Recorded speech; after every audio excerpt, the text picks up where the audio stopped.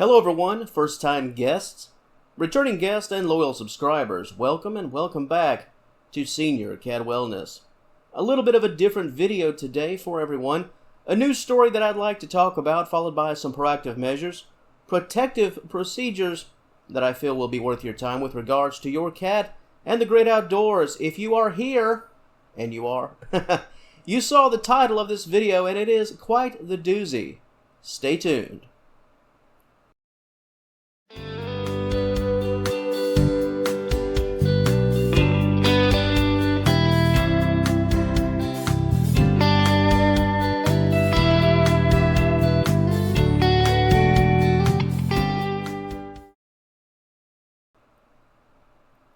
We sit here right now in mid-February of 2024 at the time of this video, but a news story captured my attention earlier today concerning an individual in the state of Oregon who contracted the bubonic plague from a cat.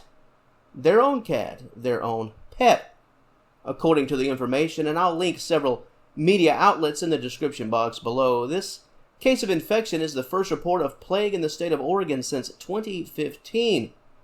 The individual at the heart of the matter, they appear to be okay. Treatment was administered in a timely fashion, and the infection itself seems to be contained, and the community is at a very low risk, very little risk. Now, the family cat giving you the bubonic plague, that's not something you hear about or read every day. I think most of us associate plague with something from the Middle Ages. The images of plague doctors, it's something from a time gone by, so to see it and hear it and read about it in the present day is a bit jarring.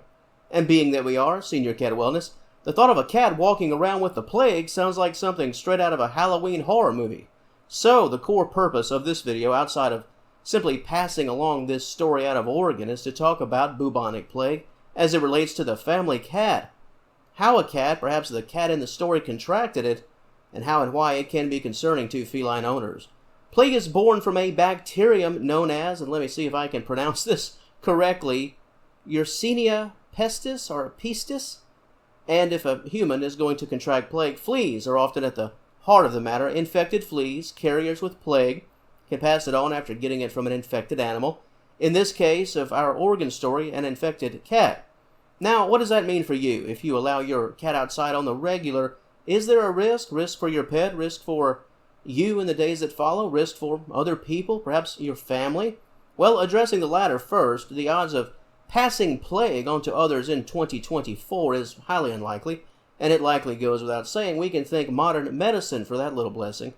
Having said that, fleas and rodents should be avoided whenever possible, and sick cats, whether that's your own cat or a cat on the land or in the neighborhood, should also be avoided. If you are a regular here on the channel, you'd likely be rolling in money if you had a quarter for every time I've mentioned cats being feral and felines that live off the land. One of the biggest issues concerning these cats, it's simply general health. They are certainly known and common carriers of bacteria, and the bacteria in question, unfortunately. Chipmunks and squirrels, those fleas and those rats, rodents are carriers, and if a cat lives off the land, there's a greater chance of infection. And when speaking about your house cat, that does the occasional roam about in your yard, your cat coming in contact with an infected feral feline or an infected flea hitching a ride on your cat, that's really how it all can begin, unfortunately. And as for that transfer to humans, all it really takes is one infected flea to do the damage.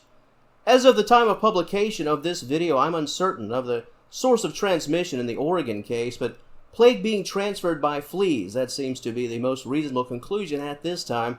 Here again, thanks to modern medicine, the plague is not something to be feared. It's no longer the Black Death, as it once was during the Middle Ages.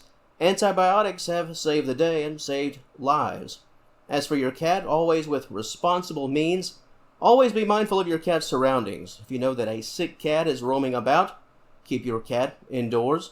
If you know that the rodent population is quite extensive in your area, keep your cat indoors. It's been a while since I've mentioned it, but you really can't go wrong with flea protection, that initial flea treatment, and then later flea control as scheduled. Those problematic fleas and carriers of disease, they'll be far less likely to jump on your pet if your cat is properly protected from the very beginning. If you see a rodent, something on the ground, if it looks like it should be left alone, then trust your gut. this story from the state of Oregon. It's certainly not something you see each day, but this person contracted the plague from the family cat. Let this be a warning and a reminder that keeping your pet inside, or at the very least, keeping them in a close and familiar space outside, is key. It's not only important for your cat's health, but it could also be very important for your own health and the people you love. A bit of a different video today, but I thought there was a lesson here that could be quite helpful. Your thoughts on this topic, cat with the plague in the great state of Oregon. What do you think about the subject? And as a cat owner, does this make you think twice before you let your pet outside? And if you do reside in the state of Oregon, let me know how this news is being handled in the state. What's the vibe? Do folks seem concerned? What's the local news coverage of this story and how is it being handled? Is it just a passing story, or is real-time, hard-hitting time being dedicated to it? Anything and everything you've got to offer. This part of my video format has not changed, so that comment section is all yours. And if you enjoyed this video, and I use enjoyed quite loosely today, please give the video a like and subscribe to the channel. I'd love to have you as a member of the Senior Cat Wellness family. And once again, before I forget, I will link a few articles in the description box below if you'd like to know more about the story out of Oregon as a whole, beyond the information concerning the cat angle in all of this. As I fade out on this screen, I'll post a few headlines of the story as it did make its way across the United States and the world. Until next time, thank you so much for watching. Keep safe, cat owners and felines, and I will talk to you later.